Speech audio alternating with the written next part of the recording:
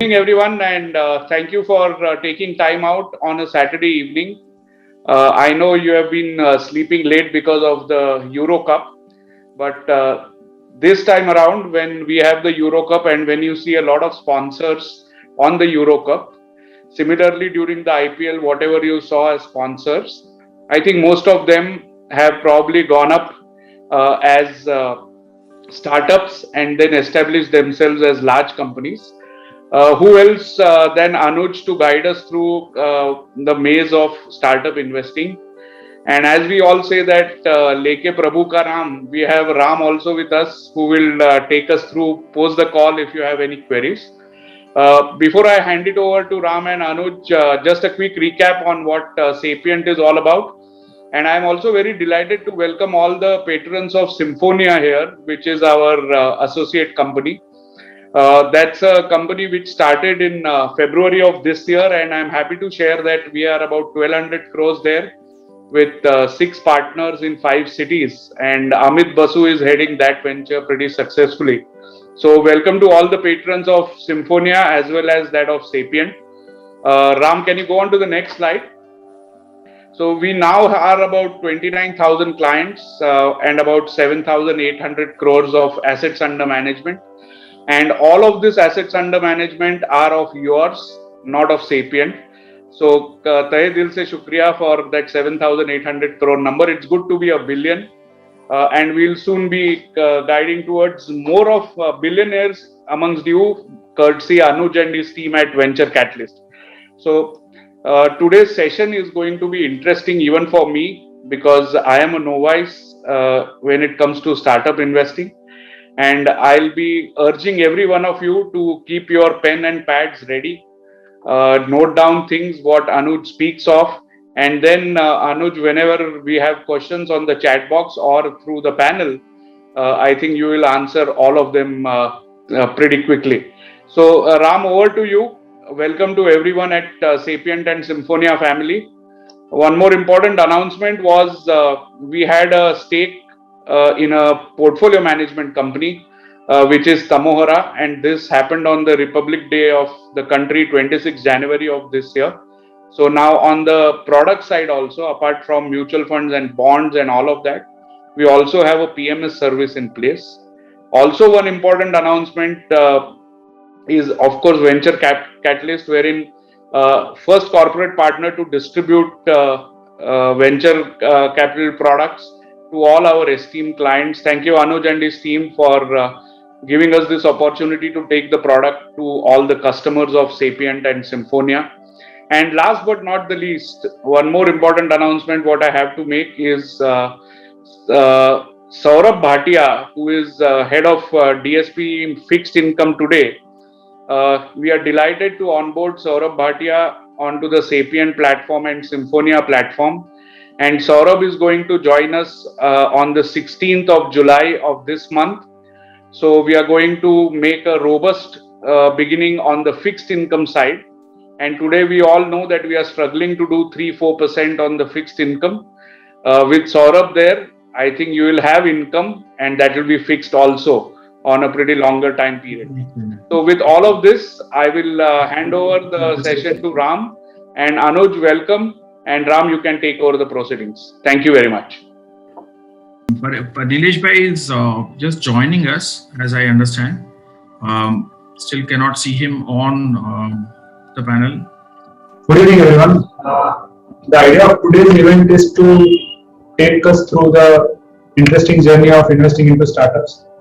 We have with us Anuj Guleche, who is founder of Venture Catalyst.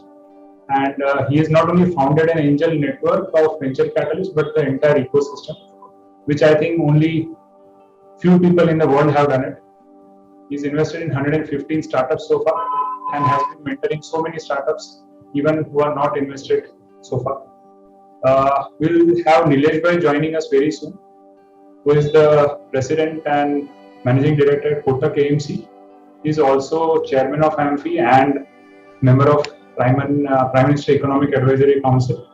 He'll have his set of questions which a normal investor would have while he invests into startups. The whole idea of today's event was to open up the whole asset class of startups to our investors.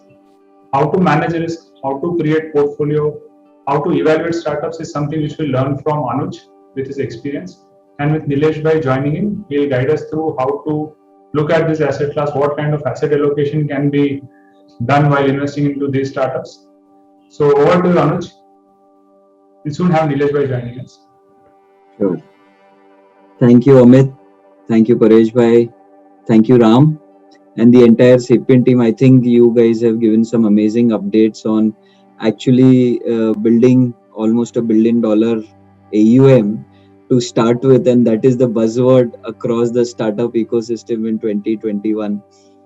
So, yeah, and I'm actually very, very excited that Nilesh Bhai is also going to join on this forum and share his thoughts, and we should be able to exchange some notes with him as to how at his level he thinks of the startup ecosystem.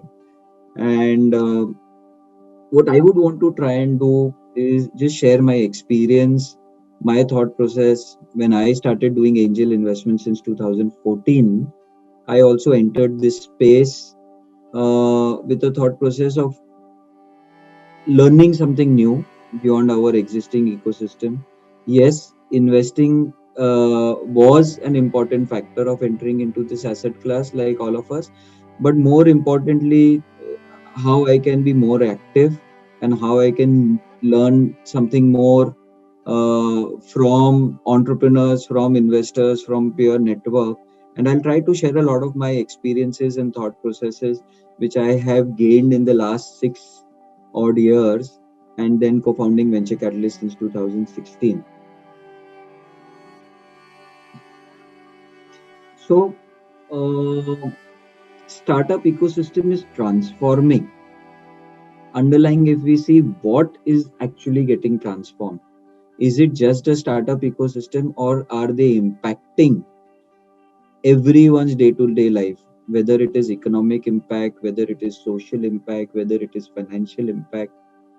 It's just last 4 years we are seeing so much buzz happening on the startup ecosystem. As Amit Bhai mentioned, 2021, the IPL, in fact, even 2020, you would have seen most of the sponsors coming on board IPL, which were startups which have just started in the last 5-6 years or in the last decade, so to say.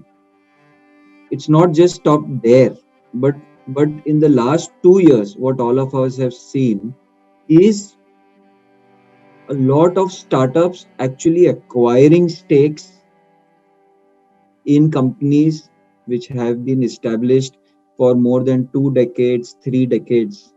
Byju's, as we see, has been on an acquisition spree. Akash Education is one such example where a 31-year-old recognized institution being acquired by Byju's. Byju's has been doing this across the edtech ecosystem. PharmEasy is the recent one which has taken a stake in a listed entity, Thyrocare. Grow, a platform just 5-year-old, and acquiring Indiabulls AMC, which is 13 years old. We all are aware of the brand which Indiabulls had created in this space. BharatPe, which also happens to be one of Venture Catalyst portfolio, where we invested when the at a seed level, where we invested when the company was just valued at 18 crores, the first check, and now it has become a $2.5 billion valued company, acquiring a PMC bank. What does this all unfold for us? Where are we moving in the decade, or probably the next couple of decades?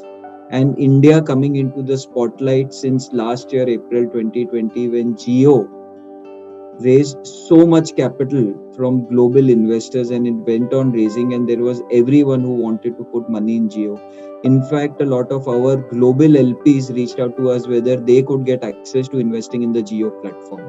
So Bharat, India as a startup ecosystem is completely transforming.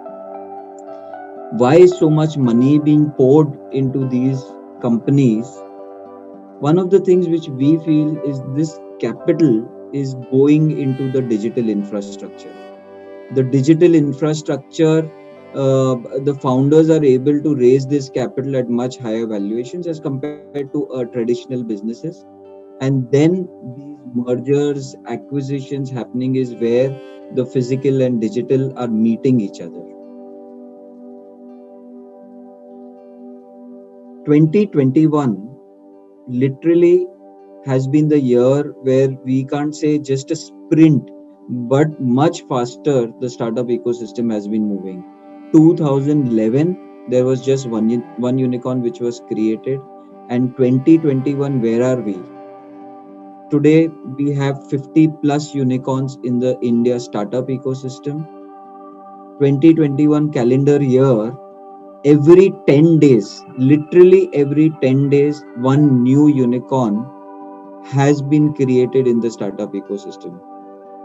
We feel in the next 3 years, India will be at least 200 unicorns. Unicorn, as we all know, is a company which is valued more than $1 billion. And if India has to become a multi-trillion-dollar economy, we feel startup ecosystems are going to create a very, very strong impact in making all of us reach there. Yeah. So, what has been happening and why India has been able to generate so much interest, not just from international investors, but as we see, a lot of capital is being raised in India from domestic investors as well. So fundamentally, what has happened? Why is the makeshift happening in this startup ecosystem?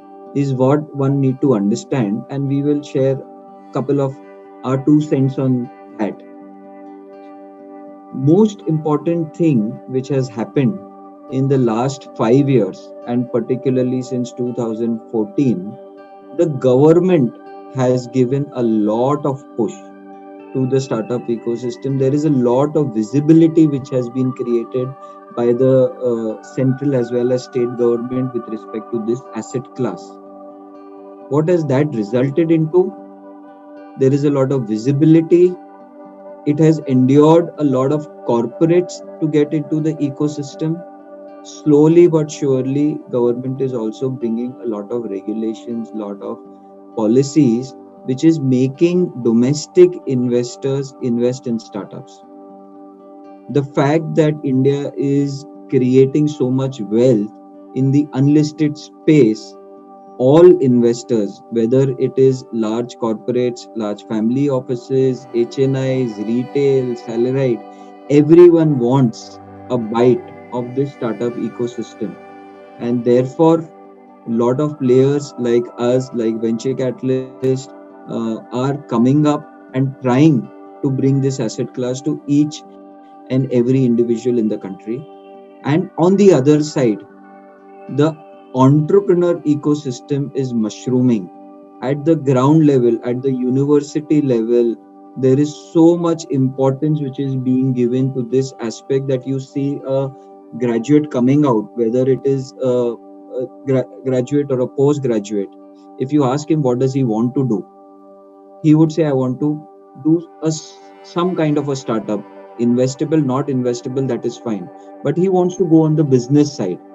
And that is a shift what we see as compared to probably the 90s or the first decade of this century, where everyone was looking to go in a job ecosystem, and now everyone wants to become a job creator.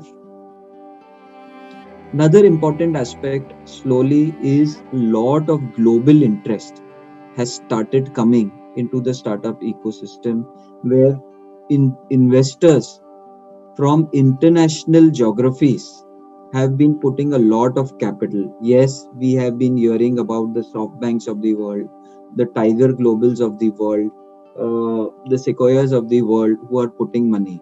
But there is much more in this.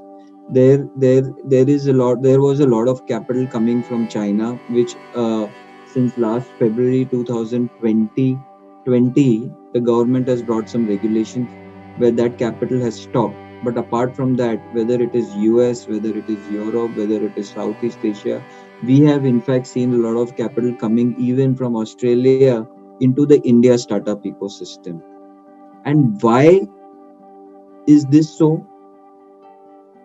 The internet and the outreach which it has created, the supply chain infrastructure which is being created, we all are able to reach not just for the tier 1 but tier 2, tier 3, tier 4 economies of India, and people sitting anywhere just because of this in their hand are able to do anything and everything when it comes to the economy. And that's a fundamental shift which has happened in the last 5 years. As we speak about the government initiatives, they have brought a lot of things.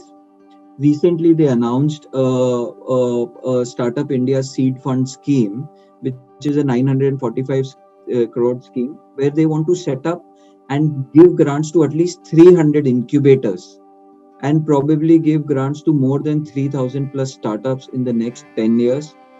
Apoorv Sharma, my co-founder, also happens to be on the advisory committee of this Startup India Fund scheme. There is 10,000 crores plus allocated to SIDBI to act as a fund and to invest in a lot of venture capital funds.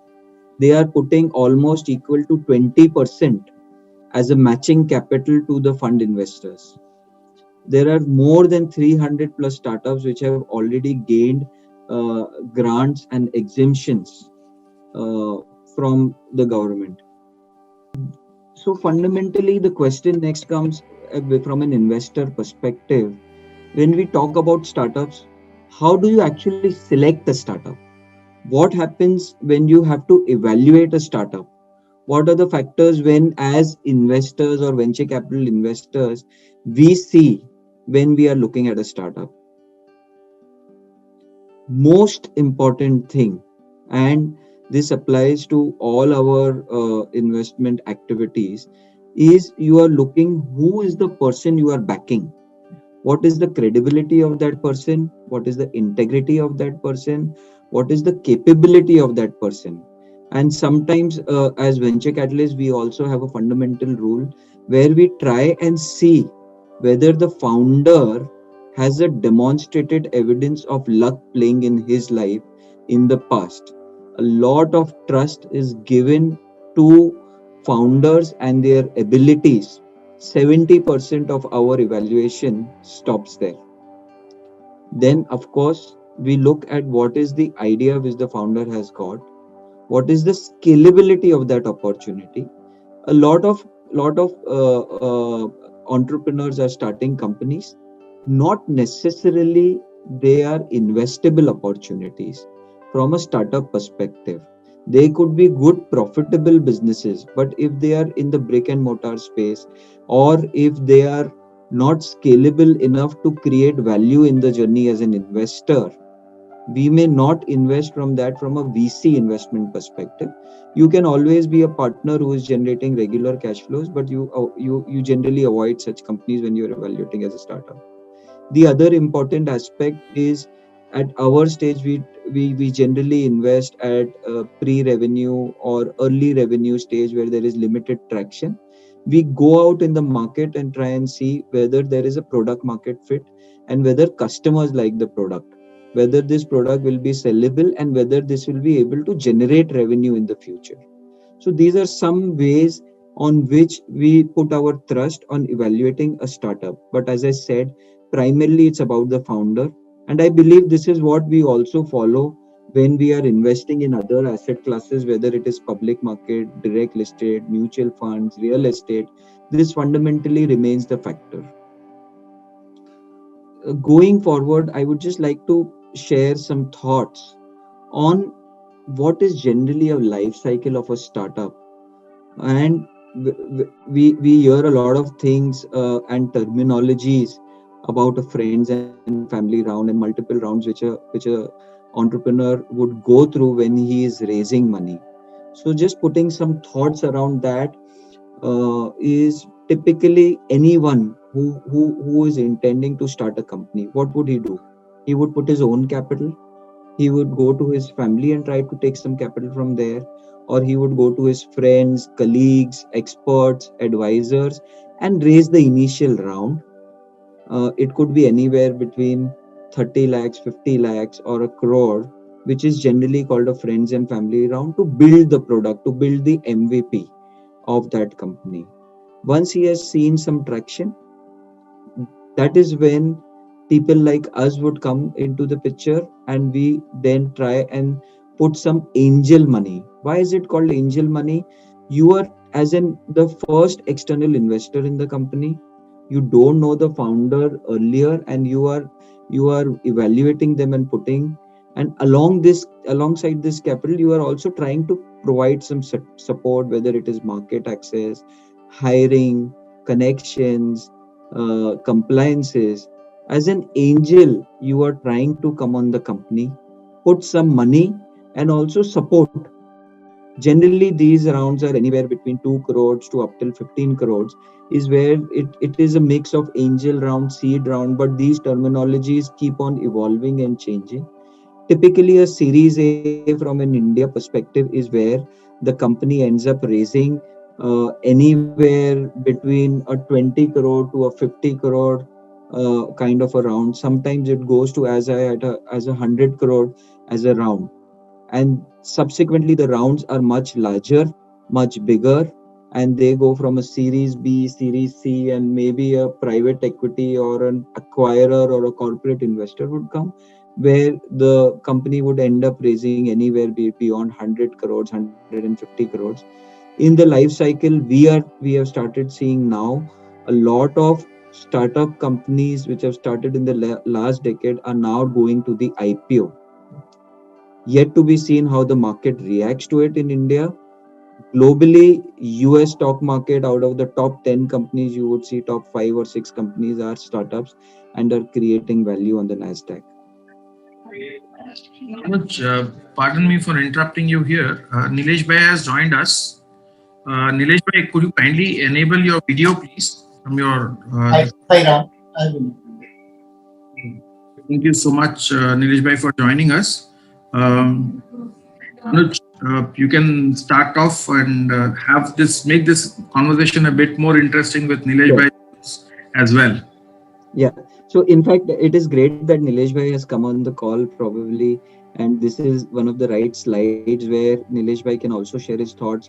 I'm sure he must be seeing there is a difference when it comes to valuations in listed as well as unlisted companies, and if Nilesh Bhai could share some of his thoughts as to how he sees and why companies in today's time and age in the unlisted space are able to raise money at so high valuations. So, Anuj, today when we look at private equity venture capital space, there is a lot of risk capital available. In the listed space, risk capital and risk appetite has come down dramatically compared to private equity and listed space, private equity and unlisted space. Now, what do I mean by that?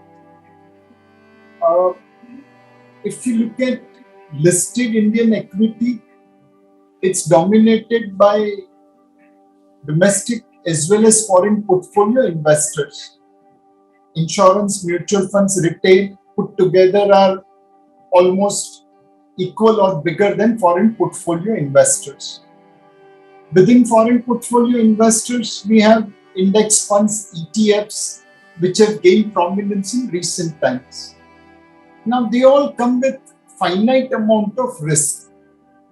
However, when we go to unlisted space, it is dominated by foreign portfolio investors on a 3:1 basis.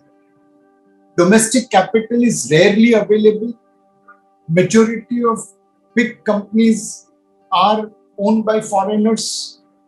Their risk appetite is far higher. This investors' risk appetite difference is one reason why unlisted and listed equity are valued separately. The second is growth. In unlisted segment, many are companies at conceptual stage. and they are rapidly growing in size and scale. In listed segment, most companies are far more matured compared to unlisted segment, and hence growth is limited. So the difference between growth and risk appetite probably signifies the reason behind valuation gap between listed and unlisted companies. Yes, very well put up, Nilesh bhai, and that is where I was also going to extend that in India, what we are also slowly, sir, seeing is a transformation where slowly but surely a lot of domestic participation in this asset class is also increasing.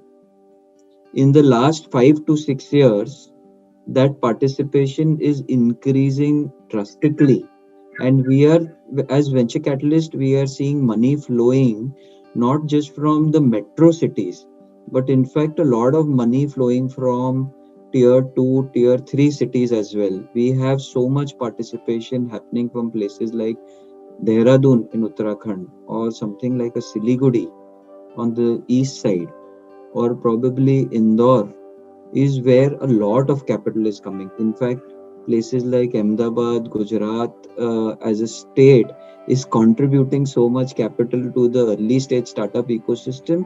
The risk appetite slowly is what we are able to see is increasing.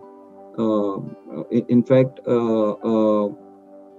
in my subsequent slides in this presentation, I would also be sharing a story of how an investor whom we have on board is coming from a place called Sivni, which is 2 hours from Nagpur. And his name is Anurag Malu. He's a hotelier. Doesn't have access to a proper infrastructure in terms of railway or airport also. But he started investing in startups since 2005. Invested in 30 companies, already one unicorn company in his portfolio. So these are things which are shaping up in the India startup ecosystem. And I'm sure as we have more and more domestic participation, things are going to look brighter. Ram, we can go to the next slide. Yeah.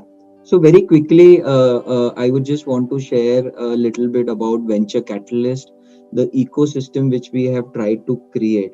So what are we trying to do? We started in January 2016 with our first incubator, which was launched on the same day as the Startup India, Stand Up India initiative, which Modi ji launched in Delhi, and we launched on the same day on January 2016 when the then CM Devendra Fadnavis ji came and launched the incubator. Over the 5 years, we have developed an ecosystem where we now have a fund, we have a corporate venture as a service arm, global offices, IB arm. But what are we trying to create? When we started, we understood that the startup ecosystem, access to investment opportunities, as well as access to raising capital was limited only to cities in like Mumbai, Delhi, and Bangalore gaining prominence. Investors from the other cities, they didn't have this access. It was pretty ring fenced. That's when we realized this asset class needs to be democratized. Anyone who wants to invest in this asset class, we started enabling people even to invest as low as 50,000 in a startup. Today, the same investor may be investing 5 lakhs or 50 lakhs through us. But when we started, we allowed people to participate just by a check as small as 50,000 rupees. The ecosystem has evolved, and what we are targeting is to create a community-driven incubator with more than 1 lakh plus investors, out of which we feel 85% would be domestic and 15% would be global. With this, we intend to touch the lives of at least 5,000 startups and incubate, invest in 5,000 startups in the next 10 to 12 years. The market is shaping up to create that kind of an economy.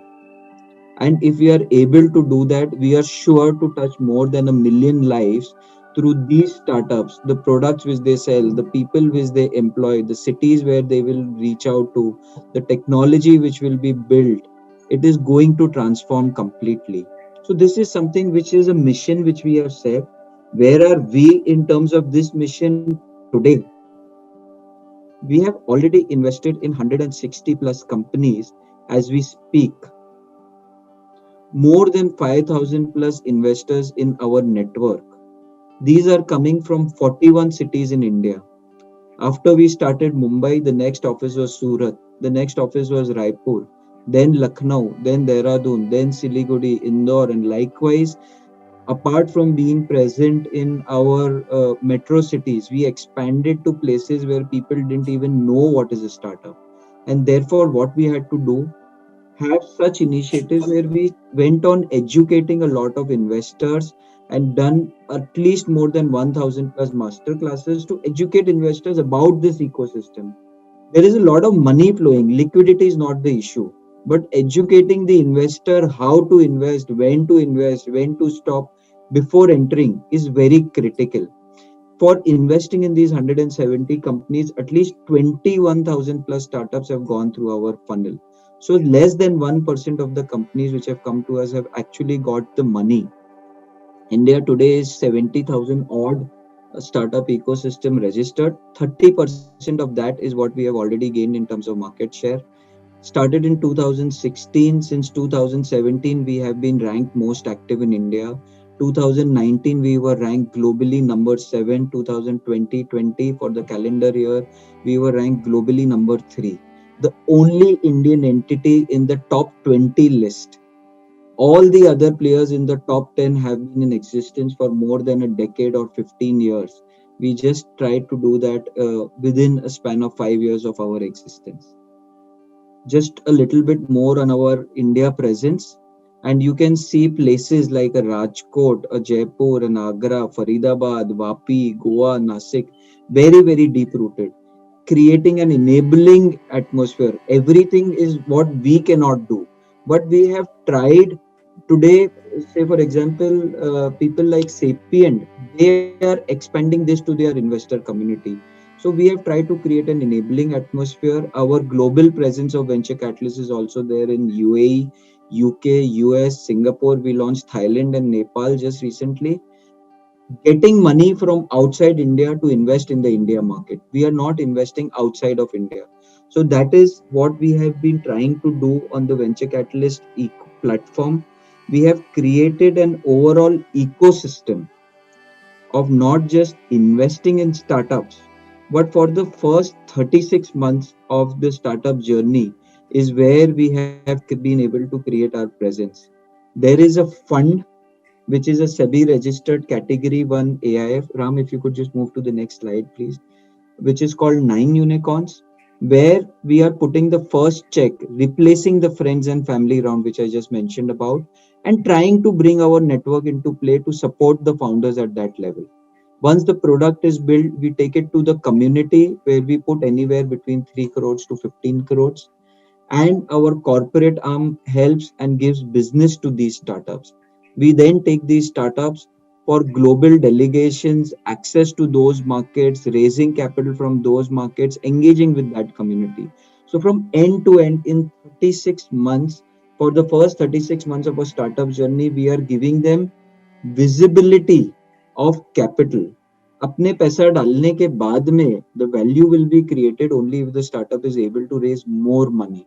So it is very important for the startup when the founder is coming, he is ensured if I build the company and I build in the right direction, I don't have to worry about capital. That is what we have been able to create from 9 Unicorns to Venture Catalyst to our global growth programs.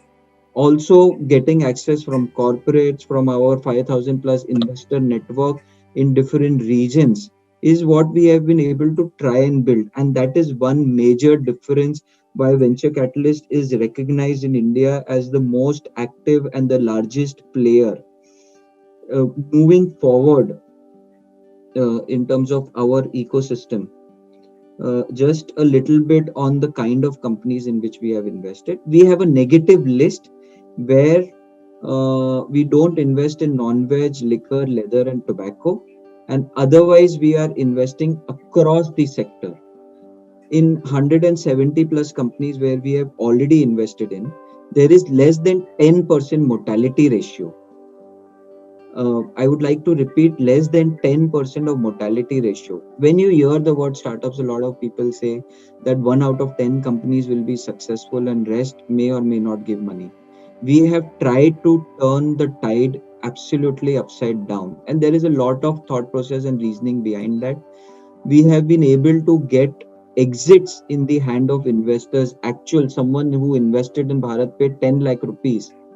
The value of that equity which he can encash anytime is 20 crores today. That's the kind of wealth which we have been able to create. But every company is not like that. We have gone behind investors. We know at the time of investing that even a 3x or a 5x or 7x is good enough when we are creating value. On an average basis, yes, there is risk, there is mortality. But having said that, it's been a pretty interesting journey for us. On the investment side, a little bit more about us, who we are, and what is the founder background, emphasizing on that. So as I was mentioning, more than 40% of our portfolio, even the entrepreneurs who have come on board, are coming from tier 2, tier 3 cities. A place like Ahmedabad, we've invested in 6 companies. All 6 companies have given back money. We have been covered by Forbes for transforming the startup ecosystem. Last year, Mr. Ratan Tata and Mr. Narayan Murthy recognized venture capitalists for institutionalizing and democratizing angel investment in India. So, yes, we are sector agnostic and have been able to get a lot of global investors on board. Yes, Ram. So very quickly, as you can see, there are industry veterans: Radhakishanji Damani, DMart owner, Inam Securities founders Vallabhbhai, Nimeshbhai, Kamalji Agarwal, Haldiram Group family, Vijayji, Om Metals, at least 7 billionaires of India who are on the cap table of venture capitalists. They have backed our vision, our mission to transform the startup ecosystem, and everyone came for different reasons. We are 4 founders who started this journey, and like any other startup, our first office was in an under construction building. We had a small meeting room and cabin to us, and now our overall team size is 200 plus, spread across 40 cities. Apoorv comes from the startup ecosystem experience, where he's done PhD in incubation, got a President of India award for starting the first incubator in India way back in 2004. Before starting Venture Catalyst, Oyo Rooms was his claim to fame. Anil ji, who comes from a lot of business background in tier 2, tier 3 cities and gives that flavor. Gaurav Jain, IIT and Stanford alumni, was part of the VC fund, founding member of Mukesh Ambani's VC fund, and I'm a chartered accountant by qualification, and got into this journey by chance. Yeah.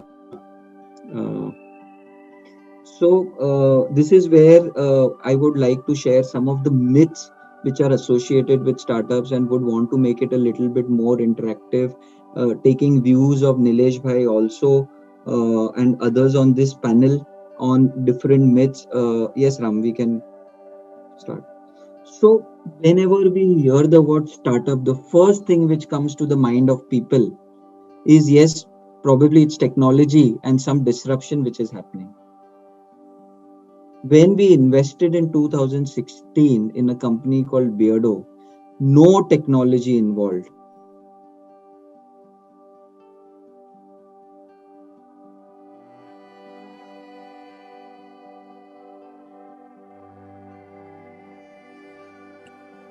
You're frozen.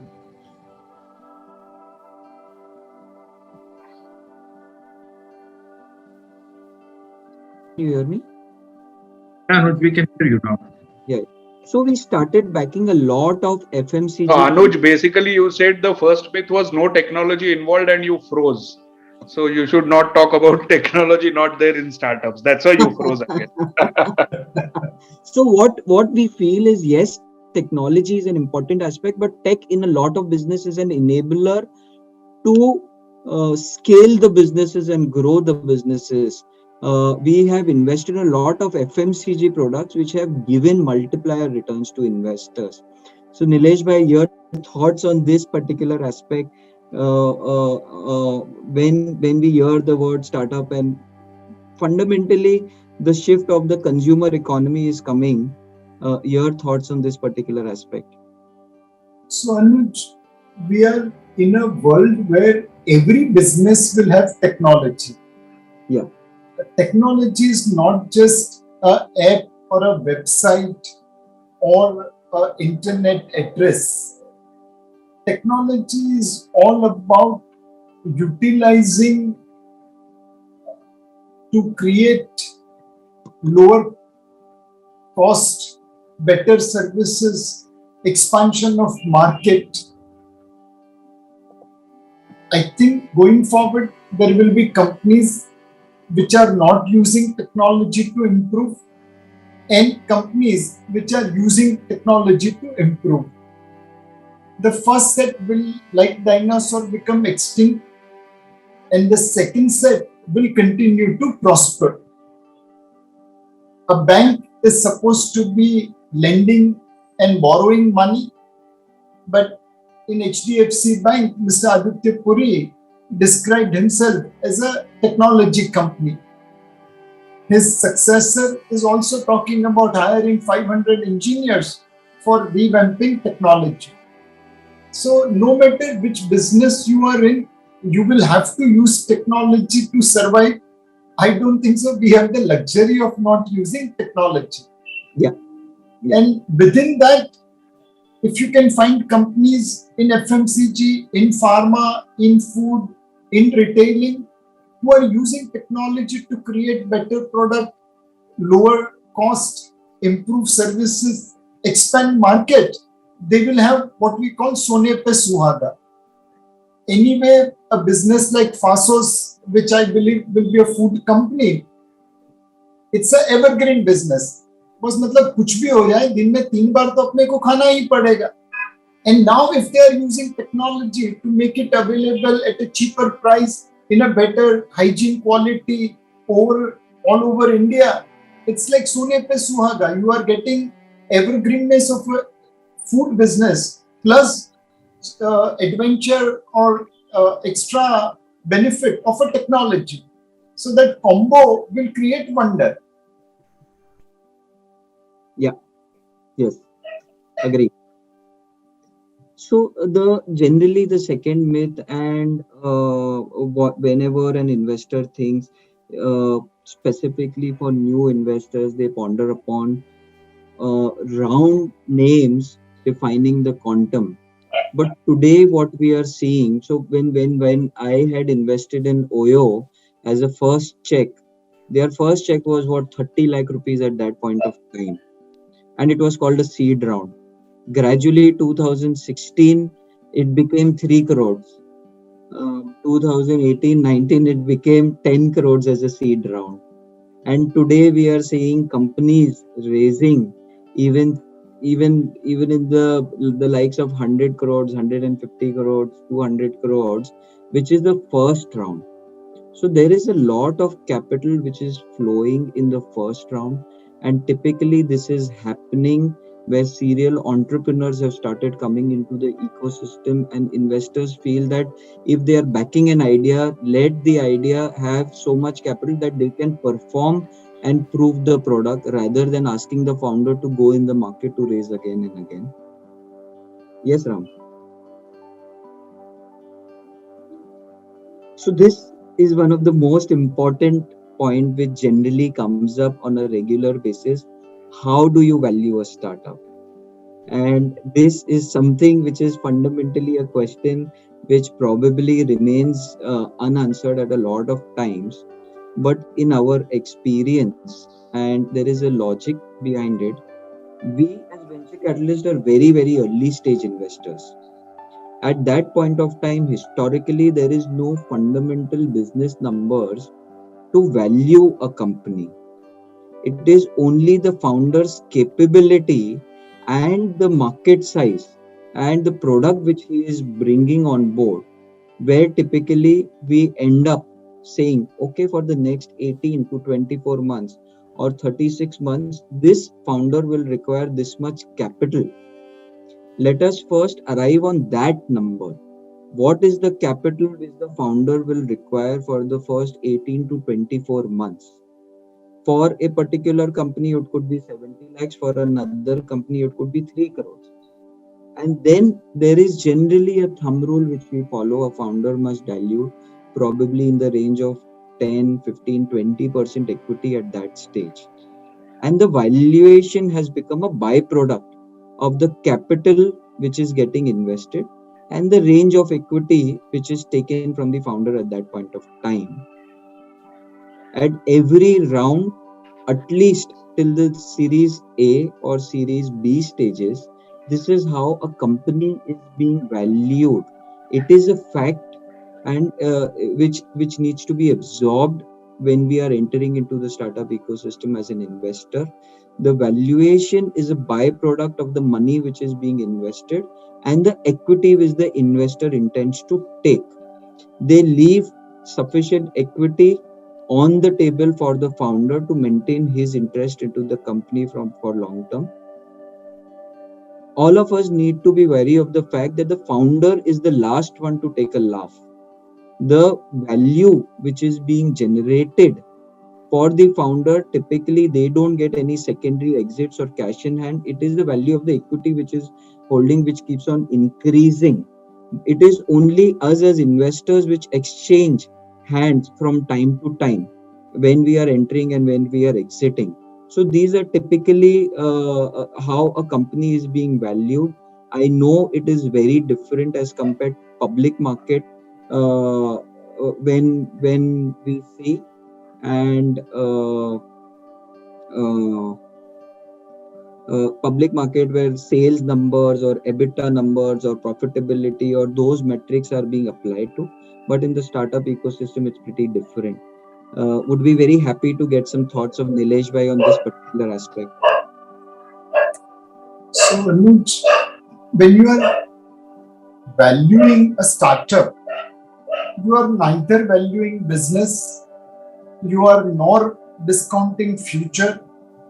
All you are taking a call is on the promoter, the entrepreneur. When I joined ICICI, there was a legend about H.T. Parekh, then ICICI chairman, when he had lent money to Dhirubhai Ambani in Reliance Industries Limited. And in those days, Dhirubhai Ambani was not a well-known businessman. And someone asked Mr. H.T. Parekh, why did you lend money to this person? And H.T. Parekh apparently replied, "Any आंख में चमक छे, उसकी आंख में अंगार है." In lending, also people take a call on entrepreneur. And what a brilliant call H.T. Parekh took on Dhirubhai Ambani and Reliance Industries Limited. Same way in startup, you will have to take a call on entrepreneur because it is his vision and execution which is going to create value for you. It's not that when Netflix started, the entrepreneurs had vision and execution and everything. They actually went to sell their business to Blockbuster. It didn't work out for a variety of reasons, and then Netflix created history. Google also at one point of time had gone to apparently sell their business, didn't work out, and then they created history. So when you're investing in startup, take a call on promoter. If you think the promoter is going to deliver, he has hunger, he has vision, back him. The pricing, you'll have to always take a risk. It's like jumping in the dark. You never know where you will fall because neither you will be able to discount future nor you will be able to build a business plan.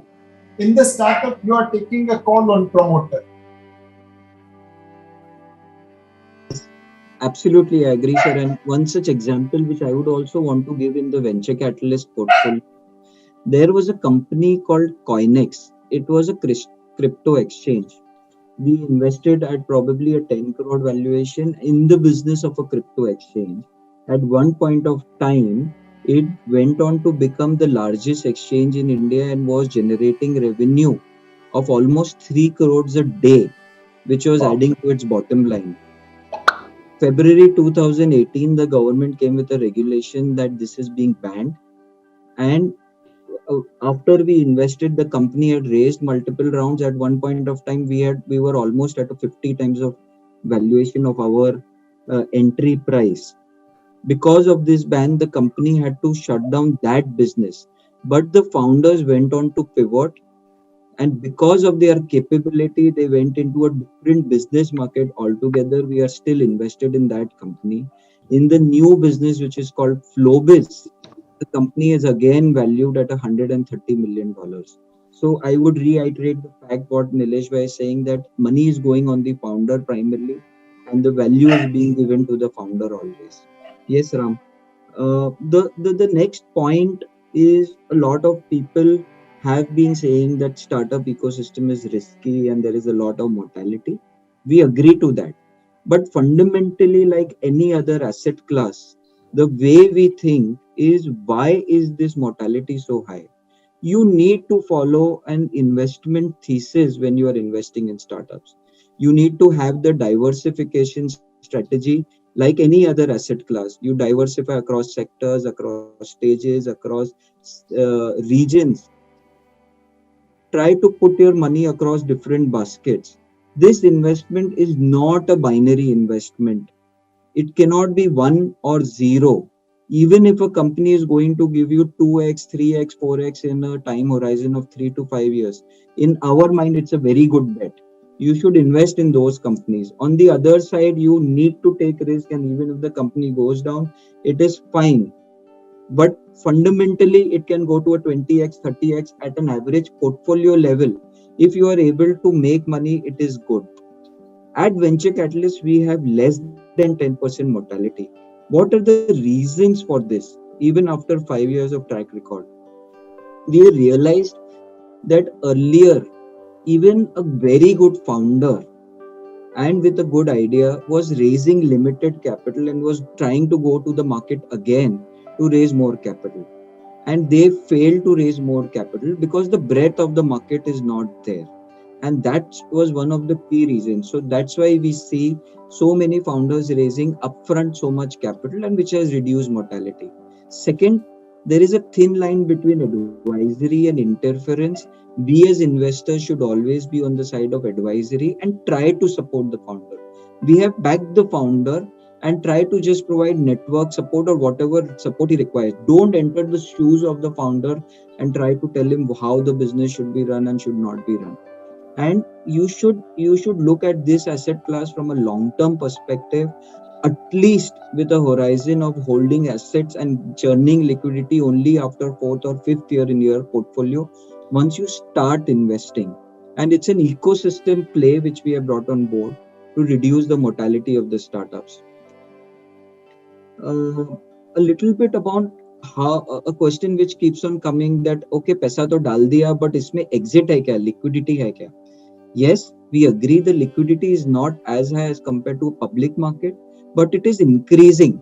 Today in the India startup ecosystem, there are different ways you are getting liquidity. Generally, it is the subsequent round investors who want to enter the company, want a higher stake, and the founders don't want to dilute that much. So the new investor comes and tells that, why don't you give me shares from the existing shareholders? That's when subsequent round of investors are giving you exits. In India, the corporate M&A has increased substantially. A lot of corporates have started getting into the ecosystem. In our portfolio itself, we have an acquisition done by Reliance, an acquisition done by Marico, an acquisition done by Oyo Rooms or Swiggy of our portfolio companies, and giving us multipliers. IPOs obviously is a route which we all are going to see in the next 2 to 3 years and see how that performs. Typically, buyback is also an option, but that is something which we have not seen so high in the startup ecosystem. The breadth of the market is increasing. There are a lot of investors who want to participate in successful companies. You are seeing pre-IPO funds coming up by various large institutions where exits are being given to the earlier investors. So as we grow, the number of investor base is increasing, and in successful companies, you are bound to get exit. The question lies: if a company is successful, do you really want to exit? I'll give you an example of BharatPe. When we invested at $3 million, in 6 months' time, we got an exit offer at 7 times. Some investors exited, a lot of us did not exit. We got an offer at 21 multiplier, 27, 45, 80 times, and we are at 197 times. So, if a company is successful and there is interest from subsequent round of investors, do you really want to exit? Becomes the question and the dilemma, because the company is going to grow further from there. But it's a case-to-case basis which we all take decisions from time to time. And then I just come to my last point of today's presentation is when the pandemic started, the first thing which started coming into the media was startups are going to die down. They are the ones which are going to get impacted first. But as we see, it has been completely different. And this is not the first time it has happened. 2001, you pick up the data. 2008, you pick up the data. After every recession, there has been opportunities which have sprouted. After every recession, new ideas have come, new entrepreneurs have come. Today, we are seeing more and more CXOs coming out of their jobs and starting up and trying to do something new. And we are seeing so many changes coming into the startup ecosystem. We feel at Venture Catalyst that time is going to show that the pandemic has impacted the Indian economy in a positive manner, and startup ecosystem is going to play a very important role in that. I would really want Nilesh bhai to comment on this particular aspect and his views, because he has seen the cycle multiple times, and happy to hear your views, sir. So, Anuj, if you remember, there is an old saying which says first generation makes money, or sorry, first generation works hard and makes money or creates wealth. Second generation enjoys the benefit, and third generation destroys it. In some sense, an entrepreneur who is starting afresh, he'll be always more hungry. And if he gets support of capital and also guidance, then his chances of success increases manifold. In the startup world, not only you get money from venture investors and private capital funds, but you also get management guidance. You also benefit from their long experience of managing businesses. And this reduces mortality rate. This increases opportunity. And it is indeed a matter of pride for us that today, not only in India, Indians are creating unicorns, but I believe 28% of unicorns in US also has Indians behind it. Robinhood also has an Indian touch, and so many other organizations. So my feeling is that startup will have their ups and downs, but they won't be deterred by economic meltdowns or recessions. Every adversity will become an opportunity.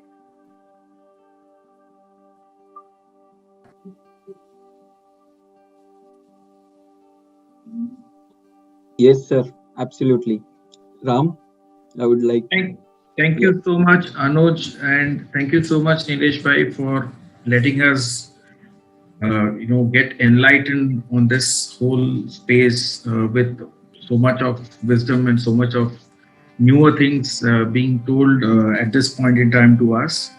Um, Nilesh bhai, there is one thought that we have, and we would like you to enlighten us on this space. So, I mean, some of our investors here who are there on the call, they invest in the stocks directly, they invest in mutual funds, and now we are, bringing this newer asset class. How do you see this? I mean, what is the similarity or the difference between the asset classes that I just mentioned, just at a higher level? Could you just throw some light on that, please? So there is a lot of commonness between direct equity, mutual fund, and private equity or unlisted equity. In all these three, you or the fund manager is trying to find good companies doing good businesses run by good managers. The commonness of investment approach will remain the same. You are putting money on the entrepreneurs who will create value over a period of time. However, your return expectations will vary because in listed company, you will be focused more on matured companies. In equity mutual fund, diversification will take away a lot of volatility. Whereas in startup, you will have to be ready to face volatility. Now, the approach will be totally different. In direct stocks, you can buy and hold as long as they are blue chip companies. In mutual funds, you will do more of SIP and asset allocation. In startup, you will do probably what I call monkey to gorilla to King Kong strategy. You have to buy a lot of monkeys, and then out of this monkeys, some will become gorilla and one will become King Kong. Now, when you buy so many monkeys, you have no idea which will become gorilla and which will become King Kong. But once they become King Kong, you will have to proudly say that, look, when this was a monkey, I had the vision to invest in them, and now it has become King Kong. But then don't go and tell that I had invested in so many monkeys. The limited point is that we never know which promoter will work out. Some of the dumbest promoter will do the best value creation. Some of the smartest entrepreneur may just fail. I mean, as I mentioned earlier, Google promoters were willing to sell their company. WhatsApp promoter was not given a job. Jack Ma of Alibaba was not given a job. So we will never know how these things will evolve. Hence, please diversify yourself into so many startups and then keep on backing, which is becoming more and more successful. And that's how you will build your startup investment strategy. Thank you so much, Nilesh bhai. We will have a lot of questions for you as we move ahead into the rest of the session, and we'll keep on taking your wisdom time to time. Just a few more things that we want to share with you. At the highest level of regards, we want to congratulate Venture Catalysts for becoming the startup ecosystem advisor to curate startups for Shark Tank India. This is one of the very big achievement. Shark Tank India is coming to replace the space of KBC in Sony, and Venture Catalyst is the partner there. So I think this is something which really shall shape up a lot of things and help, Anuj, it would help your journey to democratize startup investments. Right? It would accelerate that. Anuj, any views on this, please? Yeah, no, very quickly, this kind of just re-emphasizes the fact that how global players are actually viewing the India startup ecosystem market in different ways. It's not just about investment, but Shark Tank, which is present in at least 35 countries globally, has entered now, and probably the right time. We have been exclusively partnered for this activity, where we are expecting more than 50,000 people to apply to this show, and our team will be helping in curating the last 240 opportunities which will present on the show. So I'd really, like to add there that this will make a startup ecosystem what Nilesh Bhai refers as amulization of equities. I think you are taking the same thing to startup world. So I think this will become more like an a routine investment for all the HNIs once this show is live. Yeah, Ram. so I'd just like at this stage, I would like to tell our audience to start asking their questions in the Q&A box. And raise your hand if you would like to ask any live questions, either to Anuj or to Nilesh Bhai. That's this. I would take you through a small journey of ours with Venture Catalyst. It's more like our story that could be yours. Now, we partnered with Venture Catalyst quite, pretty much recently, though our journey in startup investing is not there. We've been investing in startups since 2010. We started and we partnered with Venture Catalyst in 2020 October. And by joining hands with Venture Catalyst, our early members have invested to travel safe with Singbus, to drink healthy with Ruskcake, to optimize energy production in Presento, to learn and qualify in latest courses with ImagineXP, to munch healthier with TaxG, to detect early and protect with optimized Electrotech, to empower our farmers with Agritech with HESA, to ensure our health with Vital, to use robots to clean with Peppermint, to go to airports without baggage with Cartrex, and many more startups. I still have 5-6 more which I could have added, but I just didn't want to have so long a sentence. Okay. The way our client portfolio appears now with these within these 8 months itself is that we've got a very good spread of portfolio sectors, from personal care to defense to fintech to robotics. So it's a very diversified portfolio the way it looks right now for our startups. It's like each startup which is chosen, it has its own unique proposition.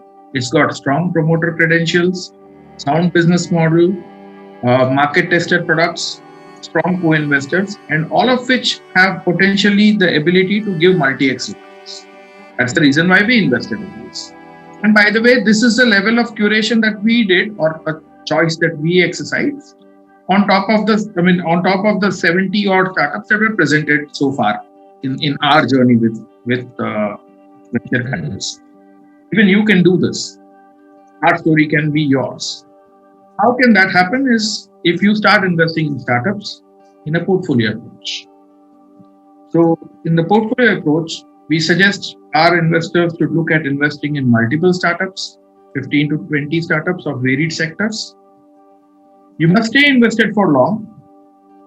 So as Anuj gave an example of BharatPe, where the first exit was 3 times and the last 197 times. You must stay invested as long as you are allowed to, as long as there is no acquisition bid, and as long as the offer is not too attractive. Sometimes this can backfire also because the next offer can be smaller. You have a bus on hand, you don't know which is an Airbus and which is a smaller bus, but yeah, that's a choice that you need to stay, but stay longer. And join a professional network. Now, joining a professional network helps in so many ways. I will show you in the next slide. Now, this is where we have a proposition for you to join a professional network called Venture Catalyst. Why do you need to join here? You will get an assured deal flow, which is going to be very long. Venture Catalyst generally screens 500 startups a month and provides you to invest in about 8 to 10 startups.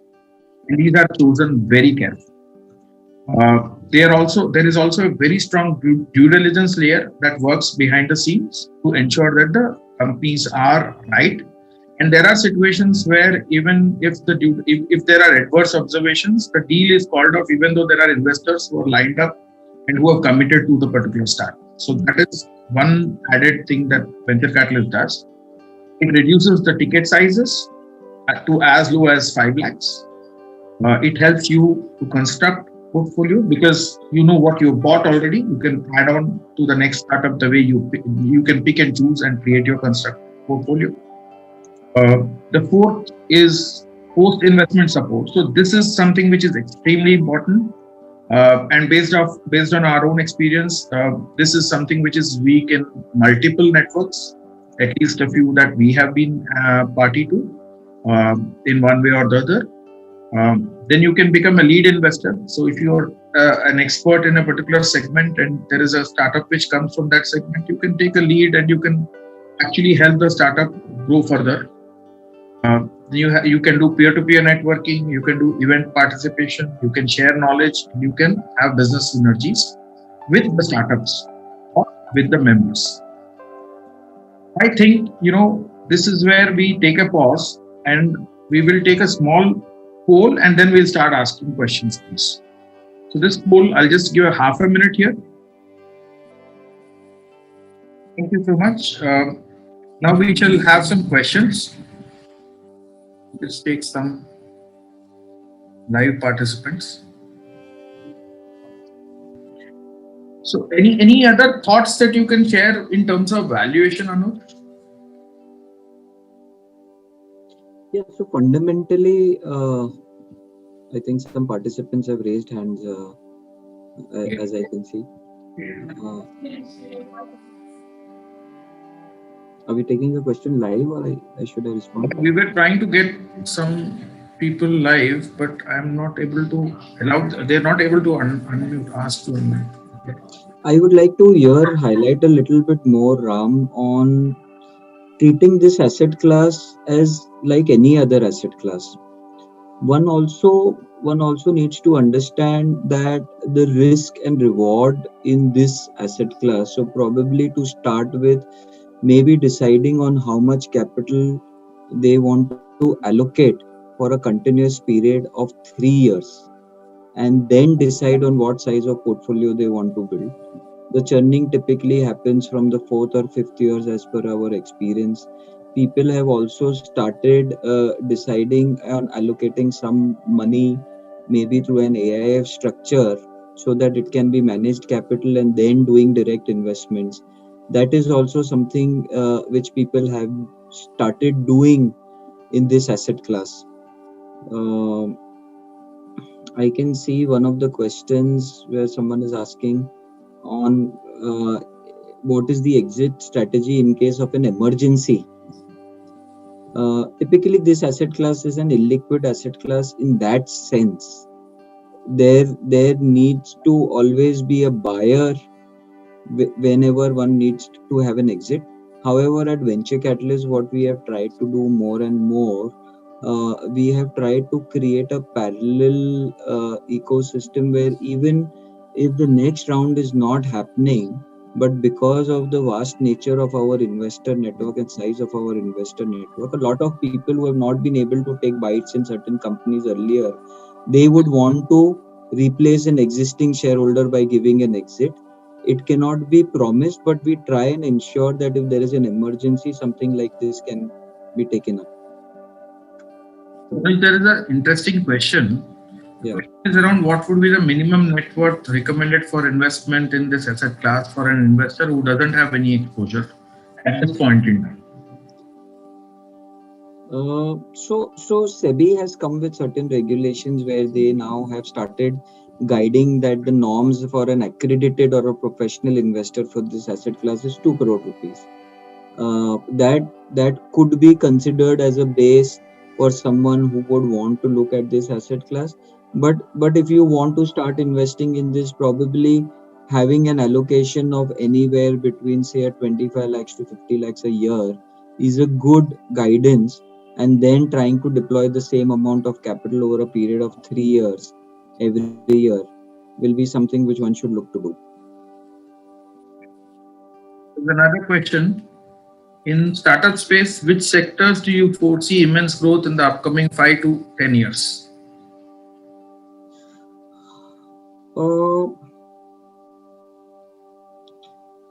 Primarily, what we have seen in India, a lot of businesses are creating value and driving value towards the consumer segment.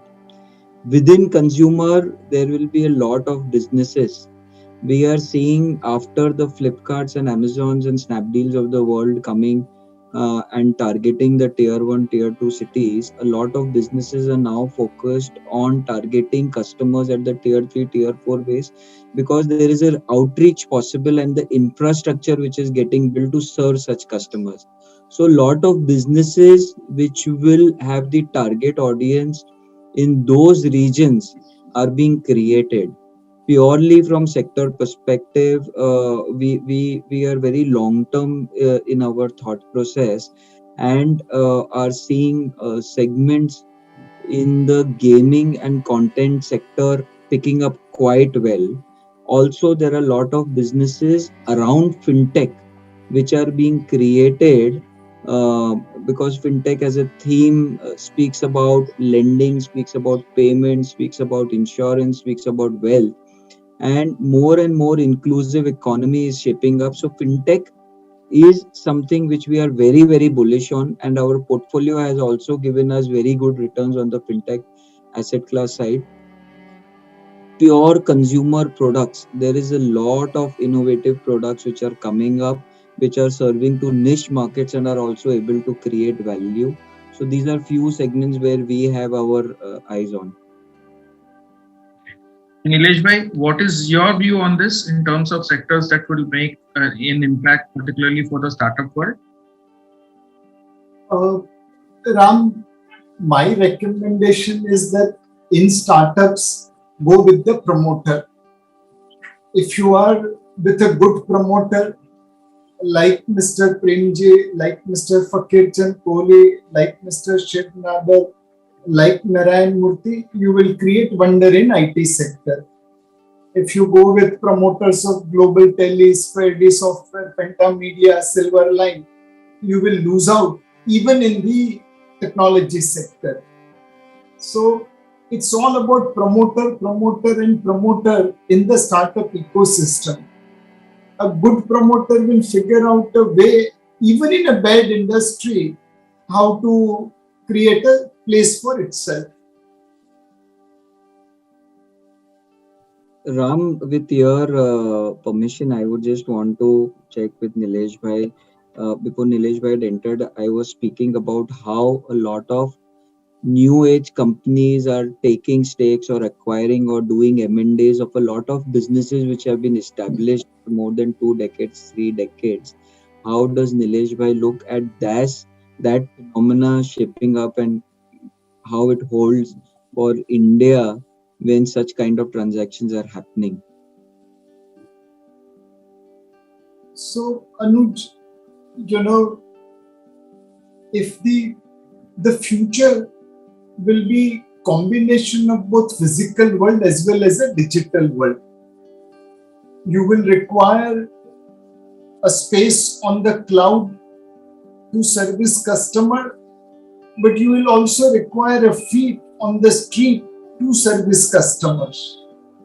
And which is why we need a hybrid model where startup and matured company comes together to create a physical come digital model of service that will become a very competitive and forward ready organization. Startups bring very fresh approach towards technology. Matured company brings stability built over a cycle.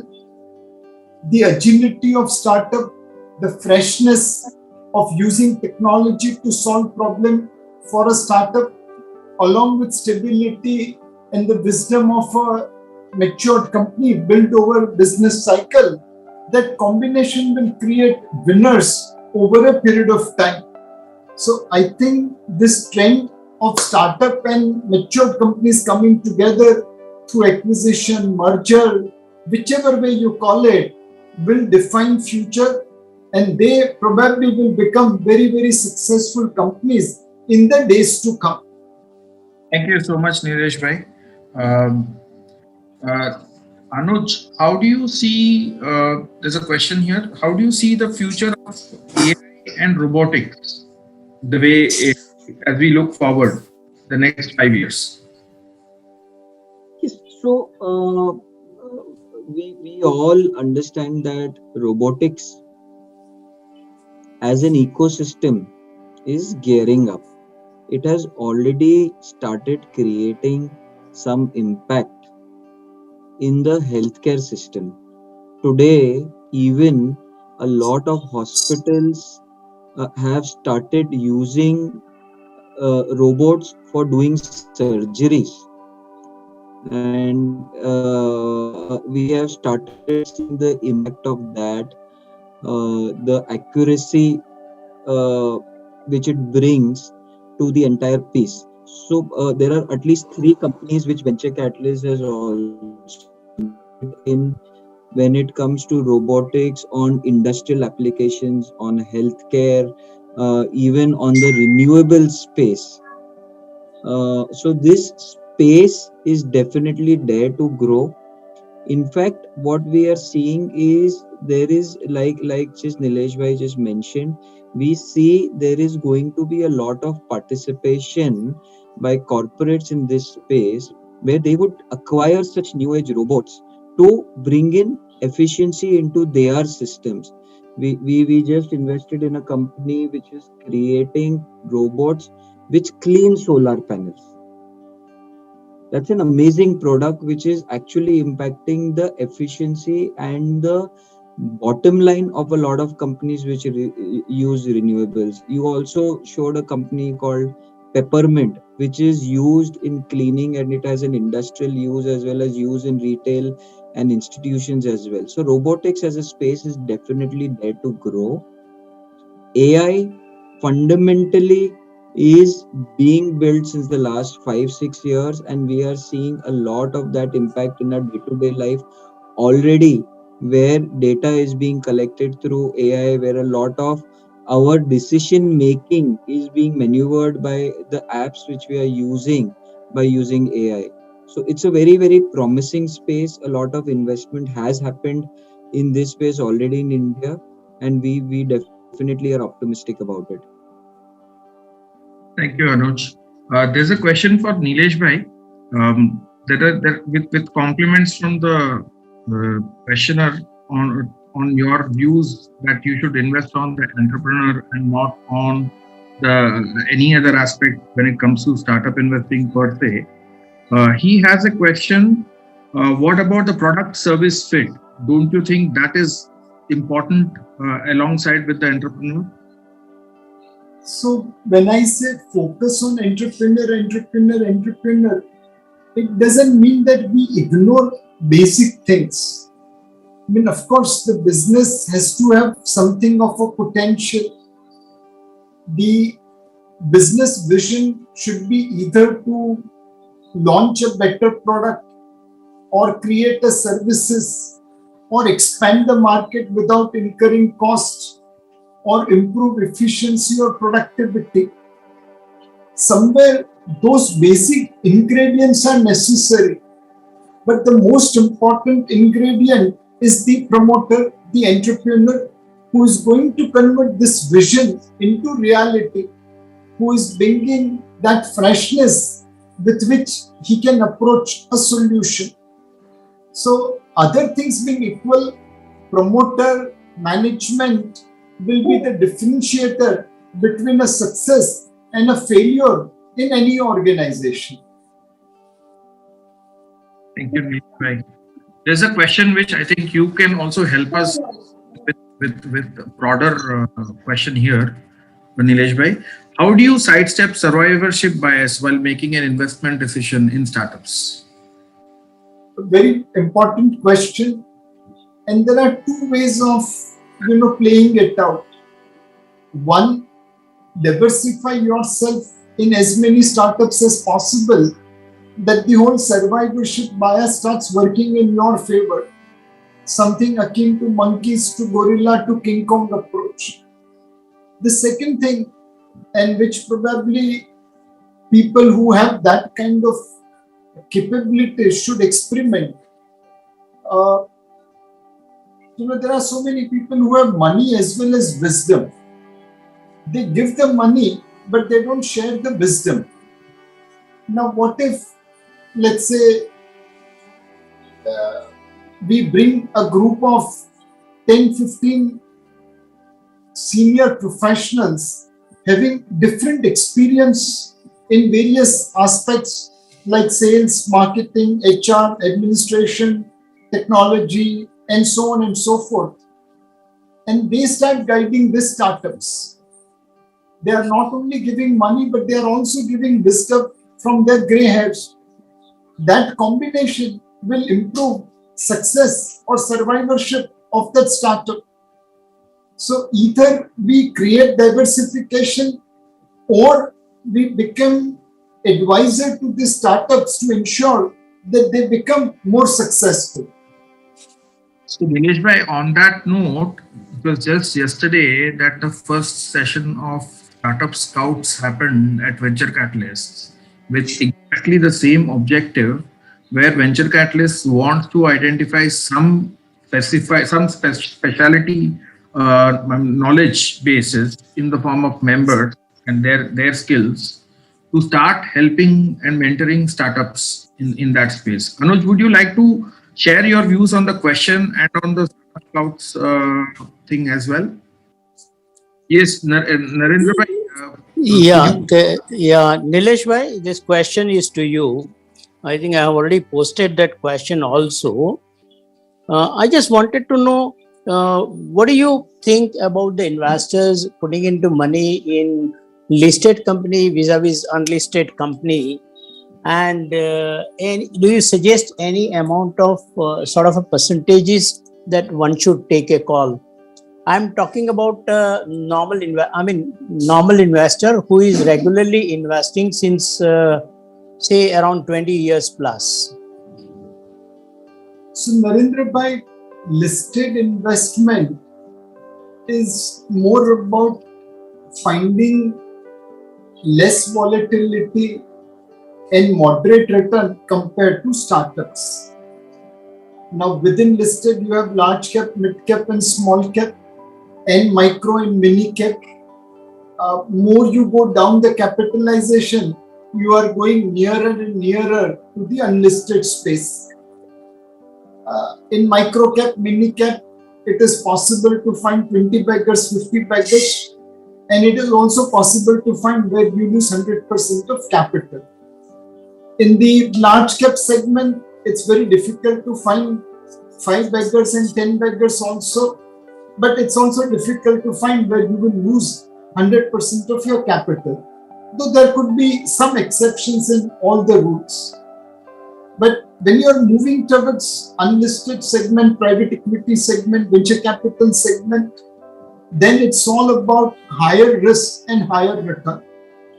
So a normal investor, when he's dividing his risk appetite, he should probably choose between small cap, micro cap, mini cap, and unlisted equity together.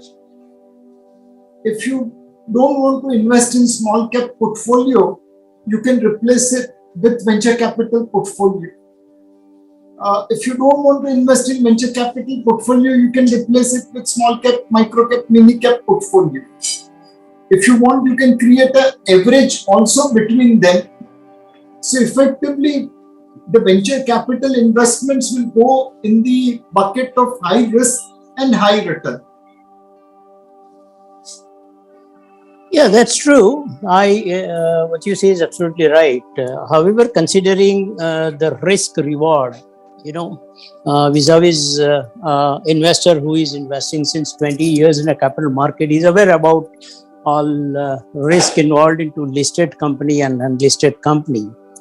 My idea of asking this question was that supposing if he is investing around say 10 lakhs or around 50 lakhs of rupees a year, right? What should be the percentage of investment that he should try to put it into unlisted securities, like the startup companies? A rough idea, just to take a risk. It will vary individual to individual. True. So you'll have to take a call, let's say in March 2020, Hmm. startup valuations had not corrected as much as the listed companies valuation had corrected. See what happens in startup world, that below certain level of valuation deals will not happen. But in listed market, transaction continues to happen, sometimes less volume, sometimes high volume. So you'll have to evaluate within the space of small cap, mid cap, small cap, micro cap, mini cap, venture capital as to what is the opportunity which is attractive. In my view, March 20, you were better off investing in small cap, micro cap, mini cap than in venture capital, because the valuation of venture capital had not corrected as much as listed small, micro and mini cap. Today, it might be better off to move into venture capital than small cap, micro cap, mini cap, because those stocks have run up a lot, whereas the valuation of venture capital has not increased as much. So a kind of juggling will be necessary. Just one interesting question. What should be the ideal net worth for an investor to start investing in startups? And how do you allocate between startups and listed space in terms of? Ram, again, it's not about net worth, it's about risk appetite. There will be person, and I'm sure Anuj will tell you stories, where an entrepreneur would have jumped into startup with no money in his pocket. Now, if an entrepreneur is willing to take that kind of risk for the idea which he is so comfortable, passionate, why can't investor replicate the same? So it's not linked to the net worth, it is linked to your risk appetite, it is linked to your confidence and comfort.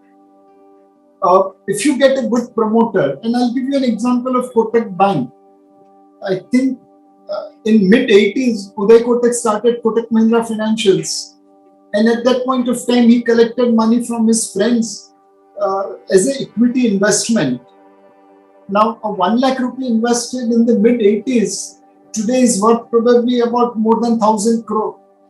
Now, that's the journey of a startup to mature entity. When someone gave money to Mr. Kotak in the mid-80s, he had no idea what he's investing into, but he was betting upon the man who was smart, who was erudite. So, startup investment is about your risk appetite. It is not about your net worth. A 100 crore conservative guy will not be able to give 10 lakh rupee in startup. And someone with huge risk appetite and 10 lakh rupee net worth will put 5 lakh rupee in startup. Thank you, Nilesh bhai, for that. There are a couple of raised hands, Devashish Sawant and Narendra Mehta ji. Both of you, anyone, you can unmute and ask your question. So Ram, I had a question for Nilesh ji. Historically, we've seen very low percentage of domestic participation in the startup space or private equity space as such. Nilesh bhai, do you have any views going forward? Do we see that domestic participation increasing in this space? So Anuj, your point is very, very valid. Even compared to listed equity, we have given up on private equity, venture capital far more in favor of foreign investors. Now, if you notice, why does that happen? There are certain business communities like Kutchi, like Memon, Khojas, where they practice this venture capitalism equivalent very well. If you, like when I was doing my articleship, there was a Xerox wala opposite our office from Kutch. Every year he will go to his native place, bring someone, he will start working in his Xerox shop, and after a year or so, he will help him start his own Xerox shop. And that's where you see entire businesses are dominated by certain segment. In Karyana retailing, you will find Kutches. Xerox printing stationery, you will find Kutches. In cutlery market, you will find Khojas and Memons. So we had concept of community level venture capital from time immemorial, but we could never formalize it. we could never convert this into a formal enterprise, formal business like these foreigners did.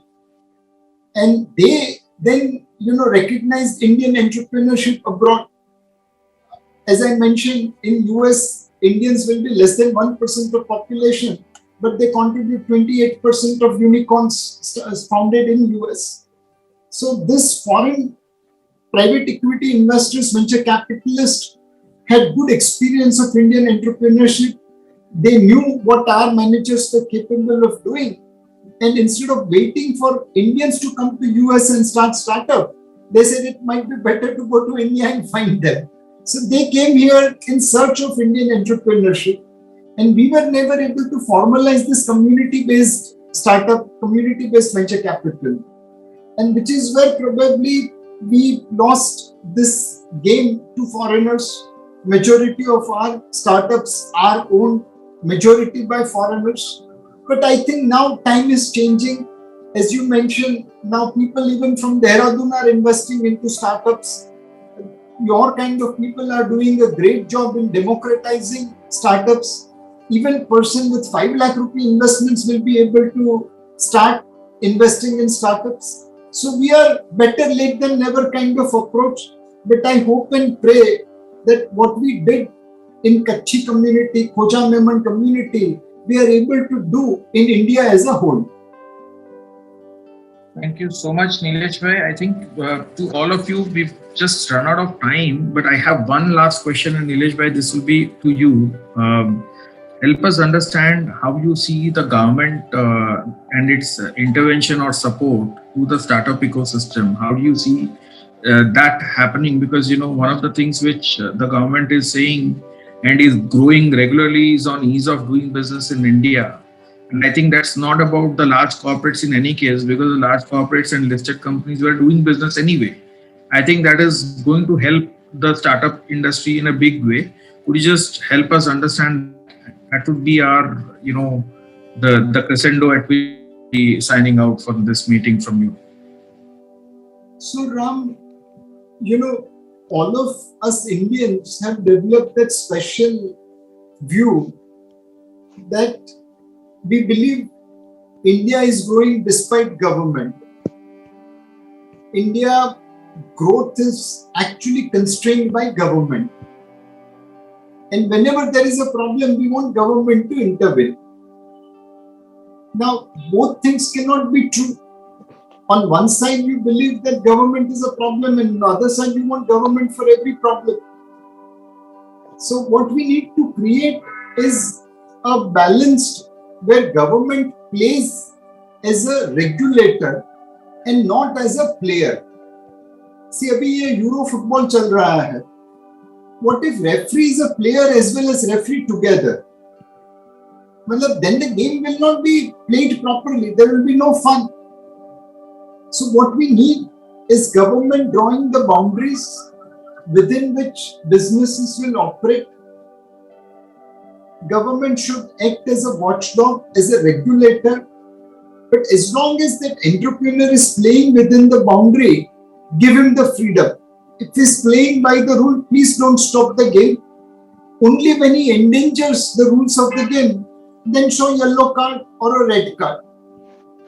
As long as players know what are the rules of the games clearly, as long as the government acts as a referee and red card is there only for serious violation, I think we will have a fantastic startup ecosystem. Today, many parts of the governments are truly encouraging startups.